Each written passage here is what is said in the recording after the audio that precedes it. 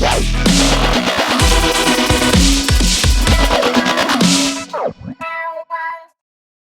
everyone and welcome to this edition of the Ask Barry V Show. I'm Barry Vanover. This is Miles Baker.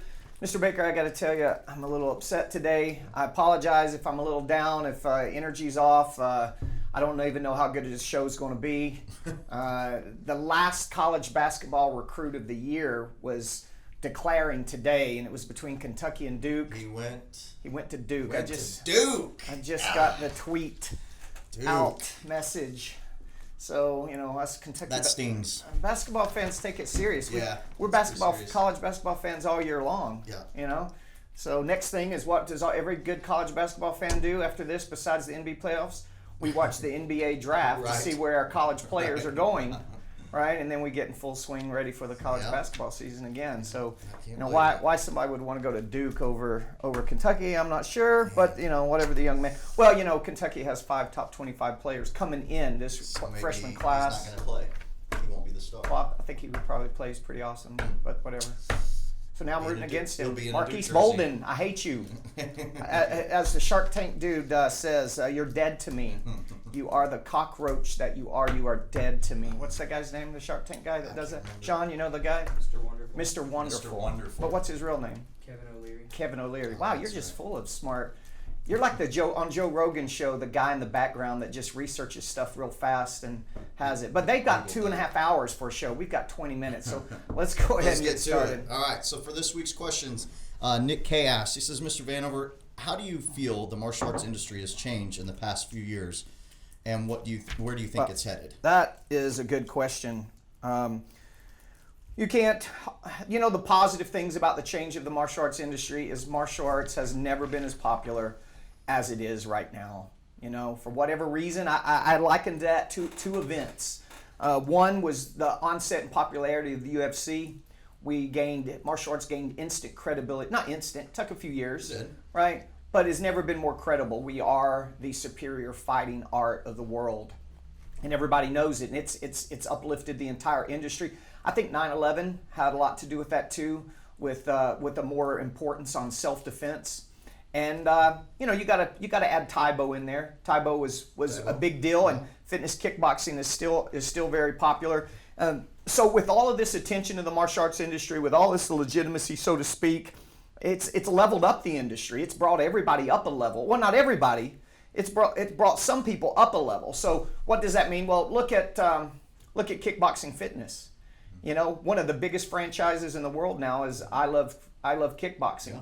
Right, and Mike Prill and those guys have done a great job on the fitness kickboxing industry. So it's very, very popular, right? So you know, Premier Martial Arts International. Yeah. We're franchising now. We've never been any bigger than we are now. We've massive growth, momentum to a super large chain of martial arts schools, and getting ready to take it to another level with the franchise concept and opportunities. You've got Krav Maga organizations and Brazilian Jiu-Jitsu organizations that are rocking and thriving. So, you know, with that, though, comes, I think, awareness from the general public. So I think this is good, but for some people, this is bad. You know, the general public are more aware of martial arts, you know, what works, what doesn't work, what's BS, what's not BS. You know, it has brought a lot of attention from the mainstream families and mainstream people to martial arts, which brings us a lot more business. But it also, people are more savvy, more sophisticated, and because we're becoming a little more mainstream, they demand more quality. Sure. So, you know, the bad news for school owners that are not stepping up or leveling up to these industry standards, they're going to have a hard time in the future competing with large organizations that are just simply taking everything from their marketing to their curriculum to their culture to everything to such a dramatic step higher. So that's kind of one thing. That's what I think has happened and changed in the past few years, you know. Yeah, when you see Anthony Pettis on a box of Wheaties, it's arrived. Pretty Martial awesome. arts has arrived. Yeah, pretty awesome. Now, what was the second part? The second question was, where do you think it's headed? Where are we going from here? Oh, you know, another change, though. That's kind of, maybe he's talking business, because this is more of a business show. Yeah. The biggest change in the martial arts industry in the past few years, business-wise, has got to be in the terms of marketing, and it's got to be in the terms of digital marketing, you know. People, you know, what digital marketing has done you saw that you're seeing the exodus of a lot of print ads, at least for now. Things are cyclical, may come back, but right now print ads are worthless. The beauty is digital marketing leveled the playing field, meaning that, man, you can be anybody. You can be famous on digital marketing. You can grow your company on digital marketing. You don't have to go to TV stations and spend tons and tons of thousands of dollars to get things out there, to get your name and your company out there. You don't have to spend all this money on print ads. You just got to study up, know what you're doing, or get advice and know what you're doing, and you got to tackle the digital marketing. Now, for martial arts schools, we still need to be doing some traditional forms of marketing. By the way, I'm going to talk about this at my seminar in Vegas, the 9 of 9. 9 action steps, or nine actions we do for marketing that should get you 90% of your results. And if anybody's going to the Martial Arts Super Show in Vegas in the 1st of July. But I think that's exciting, and that's been a huge change really just the past couple years, right? I still remember, what has it been? How long has Facebook even been publicly traded? Oh, I don't know. 3 years, Sean? How long has Facebook been did the IPO go out on that? Was it 2011? Pretty early, not three or 4 years ago, right? Not very long, because I remember one of our friends bought stock in it, and remember when the IPO came out, Facebook just dived, right? But time gets away with me, so maybe it's longer than 3 or 4 years. But when that first came out, man, you couldn't make any money. Facebook stock crashed because they hadn't figured out how to monetize Facebook. Now they know how to monetize it, and it's working. So, and your other social medias, of course. So I think that's a big change in the business of martial arts, which is very exciting. I'm not sure that people's attention have ever been so narrowly focused in business ever. No. Came the radio, came TV, but you still had to be at home and in front of it. The phone is now an extension of the person. Right. Right? Whether a commercial comes on, you grab your phone. I hate to say it, but we all see it at a red light. People grab their phone, right? People go to the bathroom, they take their phone. They're reading, they're on social media. So, never has people's attention been so narrowly focused. So, that has to be a huge, huge difference for our industry. Man, it was a funny story. I don't know if I should say this. Okay. It reminded me of those of you that can figure this out or that were there, it reminded me of somebody we were just talking about a few minutes ago, but I'm not going to say it again. We're doing a seminar, and he actually said something very, very true about another friend. We're all three friends, but he said something about another friend, and maybe the other guy took a little offense to it, and he didn't mean it with any malice. He basically said that this person, was irrelevant because he didn't even have a Facebook page. Right? Sure. Now, when I first heard that, I'm like, whoa, man, that was harsh. Right. But he was just ahead of the game. What he was meaning was, if you're a public figure, if you have a business, if you're in consulting, if you're in so many different fields, even a martial arts school, you better have a Facebook page nowadays and know what to do with it, sure. right? And if you're a business out there or a person or public, whatever, and you don't have a Facebook page, Instagram page, there is an argument that you're irrelevant, right? Because you're not in the conversation, and all the conversations right now are happening on social media. I mean, I wish I hadn't seen the tweet on my way out, but my phone dinged. I saw the Kentucky bad news for basketball, and see, that's how we communicate nowadays. So, speaking of this Saturday at one of our schools, we have 178 women pre-registered for a self-defense workshop that was marketed for 2 weeks on Facebook solely, and we did spend money for the ad, so much per day, $20 a day. Now, I don't know exactly. We've got an idea what the show-up rate's going to be due to our statistics on other events. Mm-hmm. But, man, if you take $20 a day for 2 weeks, that's $240. Right. Now, let's say that we have a terrible show-up rate of 30%. So let's say we have 70 women show up, okay? 30% of 180, Sean, is what? 30% of 180. You don't know. You're not good at math. You're just good at random knowledge that nobody needs to know. Let's just say 60, 70%, I'm not good at math either, show up. How would you take $240 better, spend it any better to get the amount of work to get that many people show up for a self-defense workshop? Now, you could go done a bunch of promotional booths and handed stuff out and not met near as many people. Right. So, that's something exciting that has changed. And I'm totally getting off track, but this is a great conversation So where are we headed? Where's the industry headed? Oh man, I think the industry's headed up. Listen, think about it this way. Back in 2009 when the economy crashed, our clients actually opened up second locations and thrived during the down economy, right? And the reason is I always said I believe that martial arts is one of those businesses and things that is economy proof or economy crashing proof, because families, even though they're making less money, they're sacrificing vacations, buying new homes, buying new cars, but everybody needs a place to go to socialize. And what better place than a martial arts school? Get fit, socialize, have fun, right? So we thrived during that time. So, if we can thrive during that time, I think that what's happening now, even if there's another crash, you're not going to worry about it. We're going to thrive again.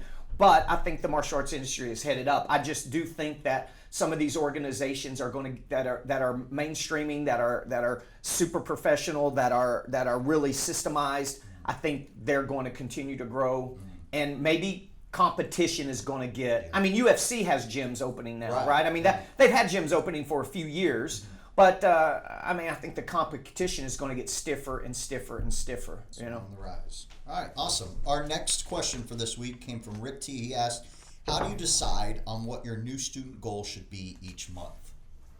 Got my daily piece of chocolate here. Say that again? I'm sorry. How do you decide on what your new student goal should be each month? Okay. What a lot of people don't do is look at potential loss. So let's say you're at the 15th of May and you're trying to figure out your goals for June, right? I'm sorry. First thing you got to do is you got to look at the number of memberships that are set to expire, and you should have a good idea of how many of those are going to renew. You got an active student that's awesome and excited. They're going to renew. So count that money coming in. There's another down payment. That's another extension. But you also know by that list of people who the energy level's off, their attendance is bad, maybe they don't renew, or you look at a name on those lists and they haven't been there in 2 months. Chances are they're quitting. So first, part of your goal has to be doing with staying where you're at and maintaining. Look at that net loss, potential net loss.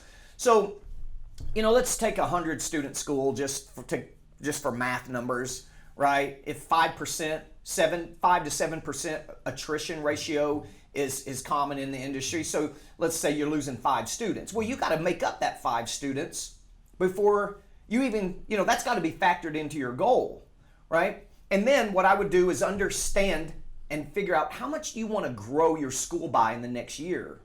Do you want to grow by 60 students? You want to grow by 100 students, right? And then that'll give you a monthly amount. So maybe you're wanting to grow by 60 students, right? 100 student school, 60 students, that's pretty good growth. Average business only is going to grow about 10%, 10 to 20% per year, right? So be realistic with these numbers. So then, you're growing to get 60 students, that's 5 more a month, right? So you lose average, let's say you're losing 5, you think your goal is 5, so you got to sign up 10 students this month, right? So now I'd also look back at what you did the same month last year, right? Because and if you keep doing that, it's probably going to average out. But looking back at what you did in July you're going to do this July, you can't compare it to September, which is a strong year. You got to look and compare like months of the last few years. And that'll also give you an idea for goals. Can you grow that by 10% from last year or 8% from last year, right? That's a more realistic way than just I want to sign up 20 students every single month, right? A school of 500 students can't even maintain on 20 students a month with the number of students they're losing, right? So kind of looking at those factors, I think you're going to help you get a concrete pinpoint of a realistic goal of the number of new students that you want to sign up each month. All right, our last question for this week came from Caleb R. He asked, knowing how much you like Facebook marketing, what do you think of Facebook Live? I notice you don't use it much for this show, and why? Good question. I've done a couple of Facebook Live events, but it was more of an event. I think Facebook Live is good for an event that's happening live, right? And if you're going to film it and make it available to everybody anyway, why not film it and let them watch it when they want to watch it, right? So if I can film something and organize it in a way that, you know, what everybody wants is their control of their time, right? Because it's so valuable. So instead of saying, hey, I'm going to be live today at 2 o'clock, and then them shuffling their schedule around and trying to watch it live, you know, especially if Facebook Live, it just records it and puts it up anyway. So why not just simply record it? Sure. So I don't think anything, it's just easier because people are asking the questions. We can plan the questions. We kind of record this on our time whenever it's convenient. We're not set to a schedule. So it's easier on our schedule and I think easier on the listener's schedule. But I love Facebook Live. And I think Facebook Live, like what I should have done, I was in Utah last weekend doing a program director's training, instructor training. I should have set my tripod up with my phone and just went Facebook Live. Right? Yeah. Because it's not going to be a professional video that I was making for an instructional or anything like that. I'm just popping up Facebook Live so everybody can watch.